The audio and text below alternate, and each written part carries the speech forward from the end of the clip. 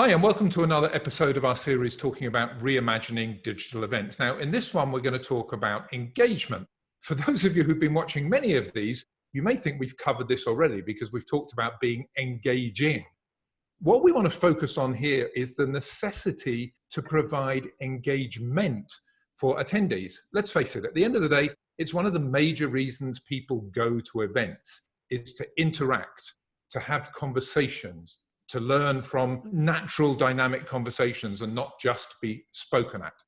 That said, there are ways to do it even with these new digital tools or existing digital tools. So Christoph, talk about some of the reasons that people do engage, how they do it, and how that can be done digitally. So in many ways, you are trying to reproduce in a digital event the type of interactions that you would normally have at a physical event. You can easily have a large group that you then break up in smaller groups in order to foster conversations.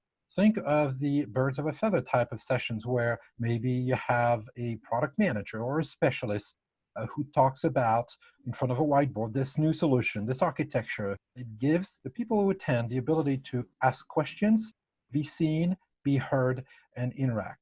All of this requires great project management skills to make it work, but it is doable. And by the way, you have great skills if you are used to doing physical events. You already have those skills. Now, Dave, what are your thoughts on the topic? Well, so I think this is a cool new opportunity to expose new people or some of the new smart people in your companies that don't usually get a chance to go to these events and get up on stage. Sometimes we make decisions where we say, this person's really, really good, but they're not all that great standing on a stage. They're more uncomfortable, or they say, no, I'm not that person. I don't want to go do that. But you know what? In these virtual sessions, most people are pretty comfy with this. So take advantage of that. Expose some of your architects and your very smart people that don't normally get the stage. It's nice to be able to optimize that. You don't have the logistical nightmare of moving people around and trying to get schedules and people to attend in the right places in the right times. Boom, it's just there. It happens. And you can make some of those even more on demand than you might think.